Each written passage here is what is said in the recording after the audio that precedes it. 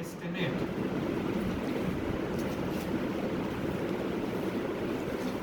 the value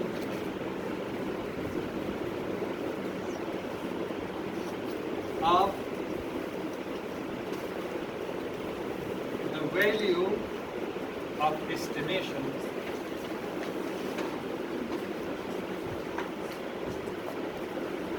is called estimate. For example, the average height of this or the average weight of this class is, for example, estimated 50 kg. तो ये estimate 50 जो value है ये estimate है, और एक होता है estimator.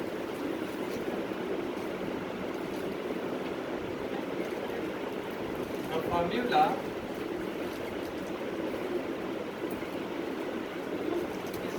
that is used to estimate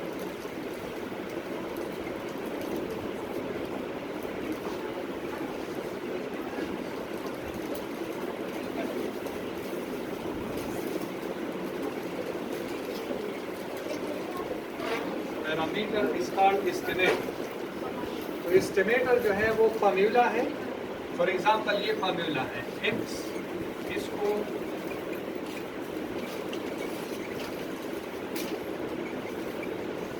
ये एस्टिमेशन का फॉर्मूला है. जब आपके पास स्टैंडर्ड डिविएशन मालूम हो और आप मीन को एस्टिमेट कर रहे हैं on the basis of x bar is the sample statistic और सैंपल मीन. तो सैंपल मीन के बुनियाद पर आप पॉपुलेशन के मीन को एस्टिमेट करते हैं. ठीक है.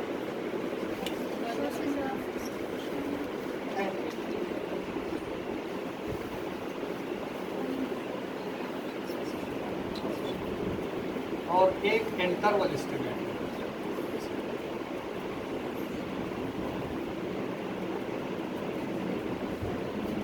Point estimate is a single value. It is a single value on the basis of which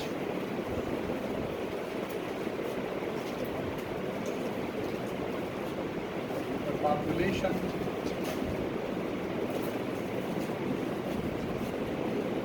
parameter is estimated. और ये जो है रेंज ऑफ वैल्यू,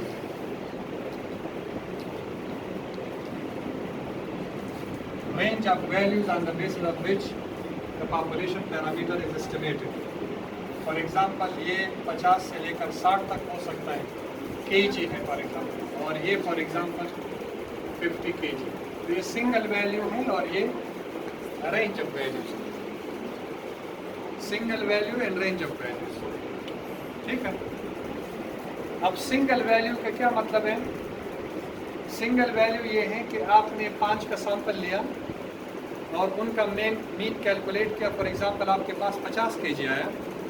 आप बाकी पॉपुलेशन के बारे में, क्लास के बारे में कह रहे हैं कि बाकी पॉपुलेशन का जो वेट है तमाम पॉपुलेशन का वो 50 केजी के बराबर होगा. तो ये सिंगल वैल्यू.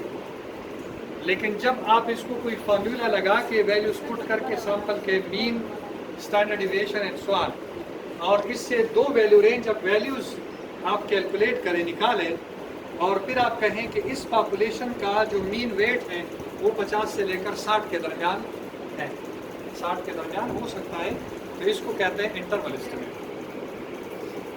तो इन दोनों में कौन सा वाला अच्छा है कि वो सही तरीके से एस्टिमेट करेगा पॉपुलेशन के पैरामीटर? पॉइंट जो हमारे लिए आसान हो. पॉइंट एस्टिमेट नहीं करें तो सिंगल वैल्यू है ना. अगर आप एक्चुअली कैलकुलेट करें और वो 50 की जगह जो है 51 है या 52 आया तो आपका निशाना गलत चलाएगी. लेकिन अगर आप ट्रू मीन कैलकुलेट करें और वो 50 की जगह 51, 52, 53, 59 या 60 तक आए तो कोई भी वैल्यू हो सकता है. तो ये वाला ज़्यादा एक्यूरेट है एज कम्पेयर टू सिंगल. यानी आपका जो टारगेट हिट करेगा इससे सही टारगेट हिट कर सकते हैं, उससे सही हिट नहीं कर सकते. समील आपको याद है ना? Equal to sigma X upon M. तो ये सिंगल वैल्यू, अगर इससे फॉर एग्जांपल 50 kg आता है तो सिंगल वैल्यू। सिंगल वैल्यू में एक और इशू ये है, इसमें डिग्री ऑफ एश्योरेंस नहीं होता। यानी आप नहीं कह सकते कि जो 50 kg है मैं 90% श्योर हूँ, 95% श्योर हूँ कि बाकी पॉपुलेशन का भी 50 kg के बराबर होगा। डिग्री ऑफ एश्योरेंस नहीं होगा। ये डिग्री ऑफ एश्योरेंस या लेवल ऑफ कॉन्फिडेंस जिसको कहते हैं, हाँ, लेवल ऑफ कॉन्फिडेंस या 95% है, 90% है, 99% है, 80% है, सो ऑन, इसको लेवल ऑफ कॉन्फिडेंस कहते हैं। ठीक है, लेवल ऑफ कॉन्फिडेंस और डिग्री ऑफ एश्योरेंस। तो ये कब आप डिग्री ऑफ एश्योरेंस आप यूज करते हो? आप इंटरवल एस्टिमेट में, ये वाला आप यूज करते हो कॉन्फिडेंस लेवल, इंटरवल एस्टिमेट में करते हो, आप सिंगल पॉइंट एस्टिमेट में नहीं करते। Level of confidence, level of confidence में भी 95%, 90%, 99, 80 मर्जी आपकी है ना। ये डिपेंड करता है कि आप कौन सा वाला चूज करते हैं on the basis of what. ठीक है, अच्छा जी, एक गोली है और इंटरवल एस्टिमेट में आपके पास 10-15 गोलियां हैं, तो एक गोली से अगर आप निशाना बनाते, निशाना बन गया तो ठीक है, नहीं बना तो आपकी गोली ज़ाया हो गई। लेकिन इंटरवल एस्टिमेट में ये कि आपके पास ऑप्शन है, एक से नहीं, दूसरा, तीसरा, चौथा, पांचवा, जितनी गोली आपके पास है उससे कोई ना कोई एक गोली चल जाएगी और आपका टारगेट जो है ना वो हिट होगा। जिस तरह कम ठीक डोज है। से हम स्टार्ट कर लेते हैं, हाँ, सर जिस तरह हम कम डोज से स्टार्ट करके फिर ग्रेजुअली जो है ज़्यादा से ज़्यादा डोज पे देते हैं। नहीं, वो ये है कि अगर आपके पास एक सिंगल एंटीबायोटिक है, फॉर एग्जांपल सिंगल एंटीबायोटिक है और ये पेशेंट पे काम नहीं करता और दूसरा एंटीबायोटिक आपके पास अवेलेबल नहीं है, और इंटरवल में ये है कि आपके पास मल्टीपल टाइप्स ऑफ एंटीबायोटिक्स हैं, 4-5 किस्म के, एक ने काम नहीं किया, दूसरा, तीसरा, चौथा, पांचवा, फिर एक ऑप्शन आप यूज कर सकते हैं। ठीक है जी, अच्छा, अब इंटरवल एस्टिमेट के डिफरेंट फॉर्मूले इन डिफरेंट सिनेरियोज। ठीक है जी, तो फॉर्मूला नंबर 1 जी, थोड़ा ये मिटता नहीं। अच्छा, वो कौन कौन से सैंपल स्टेटिस्टिक हैं जिसके बुनियाद पर आप पॉपुलेशन के पैरामीटर को एस्टिमेट करते हो? नंबर 1 है एक्स बार, इस पर आप पॉपुलेशन के मीन म्यू को एस्टिमेट करते हो। Standard deviation of the sample, population के स्टैंडर्ड डिविएशन को एस्टिमेट करते हो। सर ये मतलब ये भी ठीक है। और सैंपल के प्रोपोर्शन पे पॉपुलेशन के प्रोपोर्शन पाई को आप एस्टिमेट करते हो, इसको लिखा जाता है पाई। ठीक है जी, पाई। तो ये नॉन स्टेटिस्टिक है, ये सैंपल स्टेटिस्टिक है और ये पॉपुलेशन पैरामीटर।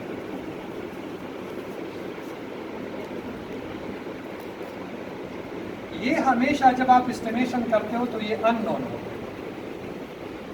अगर आपने एस की जगह वो सिग्मा को एस्टिमेट करना तो ये अननोन होगा, एक्स बार की को लेके आप म्यू को एस्टिमेट करते तो ये फिर अननोन होगा, और प्रेवलेंस ऑफ द सैंपल को की बुनियाद पर पाई को एस्टिमेट करते तो ये अननोन होगा। ठीक है ना, ये नॉन नहीं होगा, तब आप इसको एस्टिमेट करते हो। राइट, तो इसके लिए फिर डिफरेंट फार्मूले हैं। हम यहाँ पर जो है वो पी और ये वाला करेंगे, इसको फिलहाल नहीं छेड़ेंगे, ये दोनों करेंगे। ठीक है ना, ये आप बता देता हूँ। फॉर्मूला नंबर 1, अगर मीन को आप एस्टिमेट करते हैं on the basis of sample statistic तो ये वाला फॉर्मूला यूज होगा, X bar C alpha by 2। ये हम कब यूज करेंगे? When sigma is known, when sigma is known and sample whatever the sample size is, sample size matter नहीं करता, लेकिन sigma जो है वो known, अगर sample size आपका less than जो भी हो, 5 हो 10 हो जो भी हो। Number 2, mu on the basis of x bar c alpha by 2 into, इसकी जगह मैंने s लगाया, s। तो ये when sigma is not known, यहाँ पर known है, यहाँ पर not known है, and sample size is 30 or more than 30, तब हम ये फॉर्मूला यूज करते हैं. Number 3, mu on the basis of x bar plus minus p alpha by 2 into standard error. ये हम उस वक्त यूज करते हैं when sigma is not known and n is less than 30. n is less than 30. और फिर ये वाला फॉर्मूला है pi on the basis of p is equal to p plus minus z alpha by 2 into p into 1 minus p divided by n under root. When for categorical variable, यह formula कब use करते हैं? जब आप किसी categorical variable को estimate करते हो. फॉर एग्जांपल प्रेवलेंस को आप एस्टिमेट करते हो, तो when n is equal to or more than 30, तब. और फिर एक ये वाला है pi on the basis of p plus minus p alpha by 2 into p into 1 minus p divided by n under root. When n is less than 30. When n is less than 30. ये आप लिख के फिर हम देखेंगे discuss. x बार plus minus. देखिए difference मैंने बताया कि पहला वाला फॉर्मूला जो है ये उस वक्त यूज करते हैं सैंपल साइज जो भी लेकिन स्टैंडर्ड डिविएशन नॉन. दूसरा वाला standard deviation unknown sample size 30 more than 30. तीसरा वाला standard deviation unknown sample size less than 30. फिर ये वाला व्हेन सैंपल साइज इज 30 और more than 30 for categorical variable.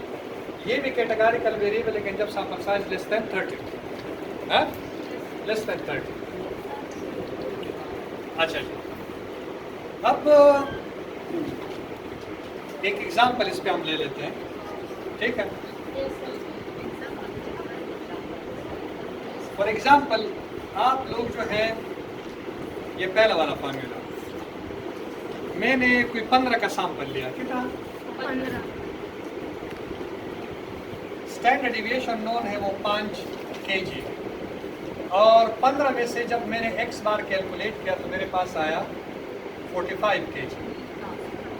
45 kg आया. ठीक है जी. अच्छा, कॉन्फिडेंस लेवल मेरा ये है कि मैं कितना % श्योर हूँ, डिग्री ऑफ अश्योरेंस या कॉन्फिडेंस लेवल के जो ट्रू मीन है वो कितना हो सकता है. For example 95%. ठीक है जी, 95%. अच्छा, और मैंने क्या एस्टिमेट करना है? ये मैंने एस्टिमेट करना है on the basis of x बार. तो कौन सा वाला फार्मूला मैं यूँ अप्लाई करूँ? हमारे पास अच्छा, यहाँ पर लिख के x bar on the basis of the z alpha by 2 into standard error. ऐसा है? वैल्यूज आपके पास ये भी है, ये भी, ये भी, लेकिन ये वाला नहीं. ये वाला नहीं. देखिए आप जब एस्टिमेशन करते हैं यहाँ पर तो आपका लेवल ऑफ कॉन्फिडेंस कितना है? 95%. तो कितना मशकूक है कि ये इस रेंज के अंदर नहीं आएगा? अगर मैं 5%, तो ये 5% जो है फॉर एग्जांपल अगर 50 से 60 तक आपका इंटरवल है कॉन्फिडेंस, तो ये 5% चांसेस है कि ये 60 से ऊपर आएगा या नीचे आएगा. ये ऊपर वाला बता रहे हैं या नीचे वाला बता रहे हैं? दोनों बता रहे हैं. इसका मतलब है कि 2.5% चांसेस है कि ये ऊपर आ जाए और 2.5 कि ये नीचे आ जाए. तो लिहाजा अल्फा को हम 2 में डिवाइड करते हैं. 0.05 डिवाइडेड बाई 2, 0.0250. ठीक है जी. तो यहाँ पर भी 0.0250 आया, यहाँ पर भी. और ये वाला कितना है? 95%. तो 95% 0.95 भी मैं लिख सकता हूँ. अगर टेबल में मेरे पास एरिया कितना है वो तो प्रोपोर्शन में है ना. इसको अगर आप 2 पे डिवाइड करें तो ये बनेगा 0.4750 और 0.4750. आधा आधा अगर आप करें तो यहाँ से लेकर यहाँ तक भी 0.4750 और 0.4750. अब इस पे आप जी टेबल में वैल्यू देखें जो आप कर चुके हैं. जी टेबल में आप वैल्यू देखें तो ये मेरे ख्याल में 1.9 के सामने 0.6 के नीचे आप देखें 0.4750, तो ये 1.96 के बराबर, तो ये वाला वैल्यू 1.96 के बराबर है। ये उतना एरिया है जितना ये है, ऐसा है। तो यहाँ पर फिर कितना होगा, -1.96। अगर इस तरफ ये +1.96 है तो यहाँ पर -1.96 होगा ना। एक जैसे एरिया है कि नहीं है। अब ये वैल्यू इधर पुट कर दें और आगे जाए। अच्छा, x बार कितना है सर? अब हम 1.9 का देखें, 1.96 का 1.96 आया है, वैल्यू वो देखें। वैल्यू आ गया ना।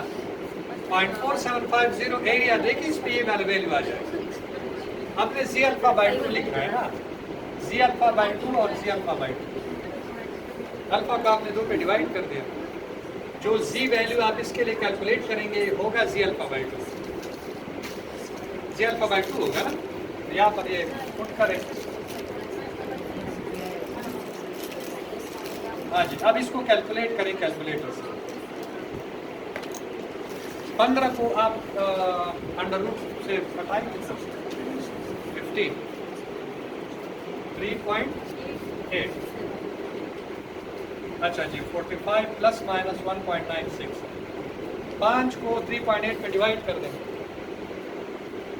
5 डिवाइडेड बाय 3.8, हाँ 1.96 से मल्टीप्लाई करें। 1.96 मल्टीप्लाई बाय 1.35,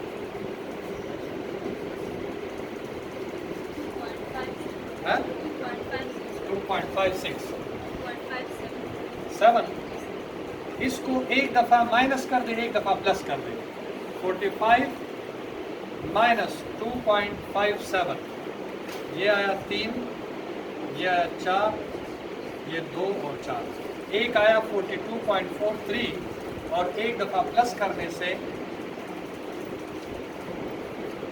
47.57 की।